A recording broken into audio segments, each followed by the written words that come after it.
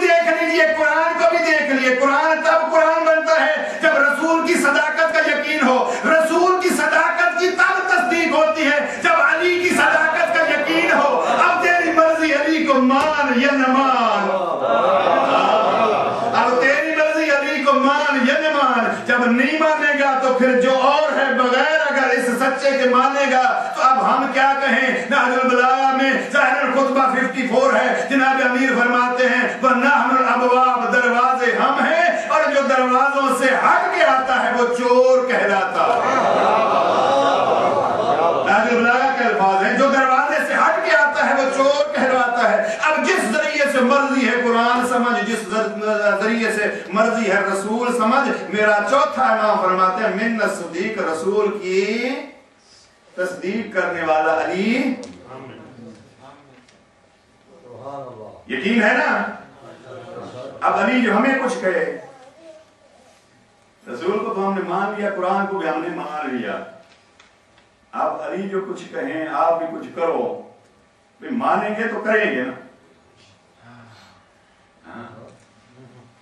مانیں گے تو کریں گے. یا علی ہم تو تیرے ہیں، کب تک جب تو ہمیں کچھ نہ کہے. اب باتیں جو ہو رہی تھی جب دوسروں کی ہو رہی تھی نعرے بھی لگ رہے تھے. اب بات آ گئی اپنی، اب سے جھک گئے. صلوات پڑھ لیجیے محمد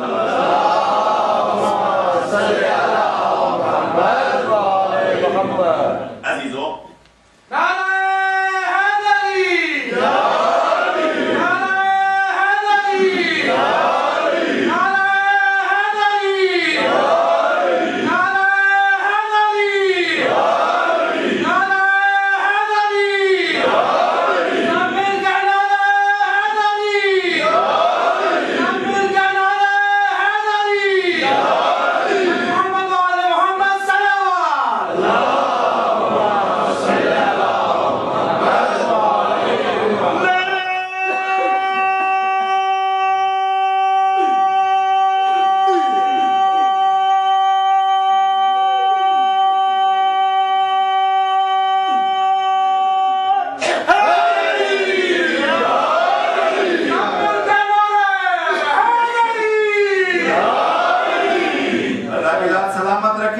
جذبات کو.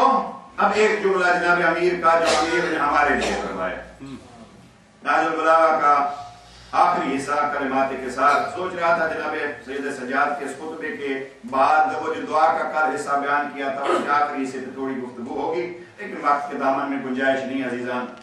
اور جناب سید زینب سلام اللہ علیہ کے خطبے کے چند الفاظ بھی کوشش کرتا ہوں اگر تبرکن بھی کے، اس لیے کہ میں ظاہراً لایا نہیں. پچھلے سال ہم نے ایسا ایک چھوٹا سا اردو میں 4 صفحات پہ مبنی ایک لیفلیٹ تیار کیا تھا، 6000 ہم نے چھپوایا تھا اور پاکستان میں ہم نے جلوسوں میں تقسیم کیا تھا. اس کی ہیڈنگ میں نے دی تھی شیر خدا کی شیر دل بیٹی. اور مجھے بڑا فخر ہوا کہ یہ شیر خدا کی شیر دل بیٹی میرے پاس ایک کاپی ہے، میں گاڑی میں پڑھایا ہوں. شیر خدا کی شیر دل بیٹی، اس شیر دل بیٹی کو مجھے بہت پسند آیا. ہمارے وہاں پاکستان کے کسی کالج کی ایک پروفیسر خاتون نے ہمیں فون کیا اور کہا اگر آپ اجازت دیں تو میں بھی اپنی طرف سے یہ کاپیاں اور چھپوا کے بڑھا سکتے ہوں تاکہ دنیا کو پتہ چلے کہ شیر خدا کی بیٹیاں کیسے ہوتی ہیں. اس لیے کہ شیر خدا کی بیٹیاں بھی شیر دل ہوتی ہیں. اگر کسی ساتھی کو یہ چاہیے تو میرے پاس گاڑی میں ایک موجود ہے، اس کی فوٹو کاپیاں کرائی جا سکتی ہیں. بہرحال شیر خدا کی شیر دل بیٹی کے چند جملات بھی عرض کرنے ہیں. اور ایک جملہ جناب امیر علیہ السلام کا نہج البلاغہ کا آخری حصہ کلمات کے ساتھ نمبر 330 ہے. جناب امیر المومنین فرماتے ہیں اقل ما یلزمکم للہ، اللہ کے سامنے ایک چیز جو کم از کم آپ کے لیے ضروری ہے. اقل ما یلزمکم للہ، کم از کم اللہ کے سامنے ایک چیز جو ضروری ہے آپ کے لیے وہ کیا ہے؟ ان لا تستعینوا بنعمہ علی معاصی، کہ اس کی دی ہوئی نعمتوں کو اس کی معصیت اور اس کی نافرمانی کے لیے استعمال نہ کیا کرو. پہنچ گیا فرمانے جناب امیر؟ جس علی کو ہم قرآن اور نبی کی تصدیق کا مالک اور مصداق سمجھتے ہیں وہ علی ہمیں فرماتے ہیں جوانوں، بالخصوص جوانی ایک نعمت ہے. امیر کیا فرماتے ہیں؟ اقل ما यल्ज़िमुकुम लिल्लाह अन ला तस्तईनु बिनिअमिही अला मआसी। अपनी जवानी को जो नेमतें हैं आप कहीं भी ले जा सकते हैं। अल्लाह ने जो नेमतें आपको अता फरमाई हैं उन नेमतों को अल्लाह के खिलाफ इस्तेमाल न किया करो। नेमतों को कुरान के हवाले से देख रहा था, सबसे बड़ी नेमत जो अल्लाह ने हमें अता फरमाई है वो क्या है? आले मोहम्मद की बिला अतममतु अलैकुम नेमती, जिसके जरिए से नेमतें तमाम हो जाती हैं। खबरदार कभी विलायत के इस नारे को खुदा की मासीयत के लिए इस्तेमाल न किया कीजिए। ऐसे तो नहीं है कि नारे विलायत लगा के, नारे हैदरी लगा के जो जी चाहे मैं करूं। नहीं, अगर अली का गुलाम है, अली की गुलामी कहां, हम कहां? एक अरब शायर बड़ा प्यारा जुमला कहते हैं, वो कहते हैं अना अब्दुल अब्द अब्द फतन व अब्दुल अब्द अब्द अली। 7 वास्ते कहते हैं, वो कहते हैं मैं उस गुलाम के गुलाम के गुलाम के गुलाम का 7 दफा लफ्ज़ गुलाम उसने इस्तेमाल किया। कहते हैं अना अब्दुल अब्द अब्द फतन व अब्दुल अब्द अब्द अली, मैं उस गुलाम के गुलाम के गुलाम के गुलाम का गुलाम हूं जो अली का गुलाम है। अब हम कहां और अली की गुलामी कहां? ये ढंग तो पूछने में अभी करबला गया मुहर्रम के बाद, मैं जाके ज्यादा वक्त जो है वो पहले, अगर आप पाइंदी की तरफ से जाइए तो वहां शुहदा की कब्रें हैं, सिरहाने से जाइए तो वहां अकेला हबीब इब्न मज़ाहिर बैठता है। मैं जनाब सैयद शुहदा पे सलाम करने से पहले कुछ देर बैठता था, या पाइंदी वालों की तरफ या सिरहाने हबीब इब्न मज़ाहिर की तरफ। बड़ा दिलचस्प और मेरा वो बैठना था। मैं जनाब हबीब इब्न मज़ाहिर के पास बैठ के रुख जनाब सैयद शुहदा को करता था कि मुझे पता है कि तू हुसैन के कितने करीब है, क्या कोई राह है मैं भी तेरे जरिए से हुसैन तक पहुंच जाऊं?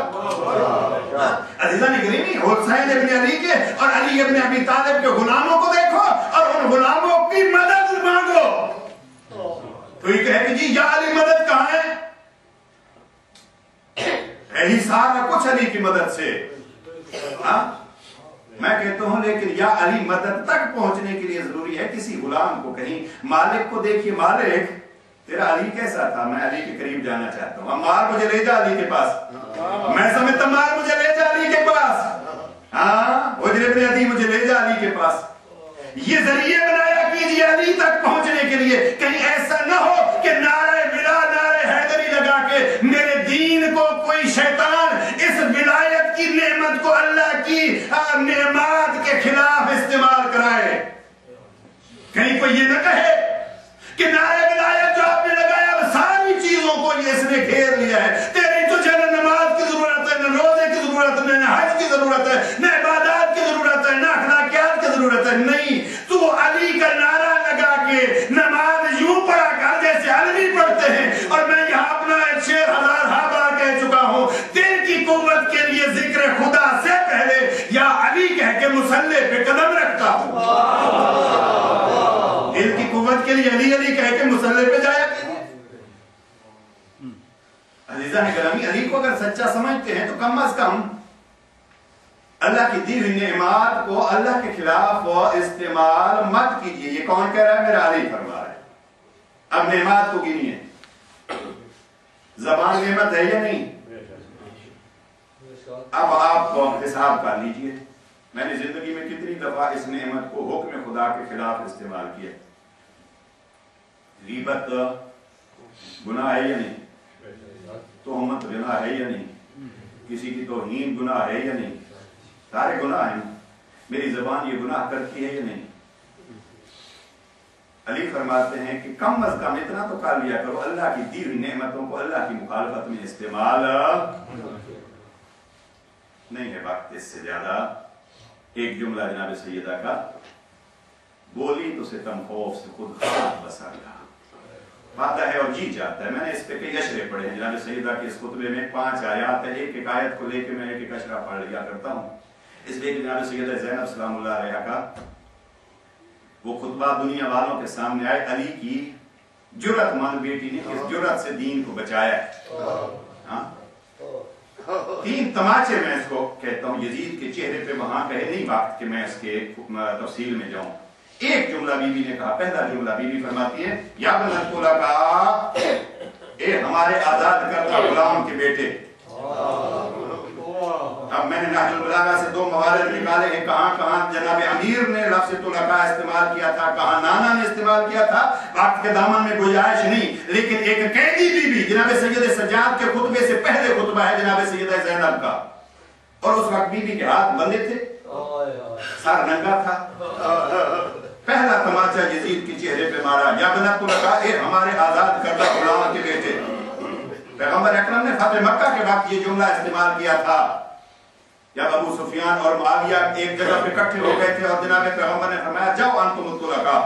یہ 8 ہجری کا واقعہ اور 61 ہجری میں جناب سیدہ دوہرا رہی ہے، یا بنت طلقاء، اے ہمارے آزاد کردہ غلام کے بیٹے. یہ بحث کرنے کا جملہ ہے. دوسرا جملہ بی بی فرماتی ہیں انی استسخر قدرک، میں تجھے اس سے گھٹیا سمجھتی ہوں کہ میں تیرے ساتھ کلام کروں.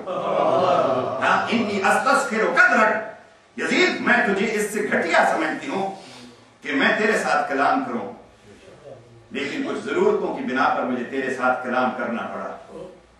میں نے رات کو بھی اور پچھلی چند مجالس میں مسلسل یہی کہہ رہا ہوں، میری بہنیں بیٹیاں خیال کیا کیجیے نامحرموں کے ساتھ گفتگو کرتے ہوئے زینب کبریٰ کی گفتگو کو بہانہ مت بنایا کیجیے. بی بی فرماتی انی استسخر قدرک، میں تو تجھ یزید اور حاکم وقت سے بات کرنے کو اپنی توہین سمجھتی ہوں، مجبوری تھی، دین نہیں بچتا تھا اگر میں خطبے نہ دیتی. اور تیسرا جملہ جناب سیدہ کا، جناب سیدہ فرماتی ہے یزید اس خطبے کا میرا پسندیدہ جملہ. اور جناب سید حسن نصر اللہ نے یہ خطبے کے یہ الفاظ استعمال کیے تھے جب اسرائیلیوں کے ساتھ جنگ کر رہے تھے. یا یزید، اور میں اسے یہی کہتا ہوں کہ یہ جرأت اور قدرت کے جملات زینب کبریٰ نے عزاداری کے روپ میں ہمیں سکھائے. کد قیدک بس عصایک بناصر جہدک فواللہ لا تمحو ذکرنا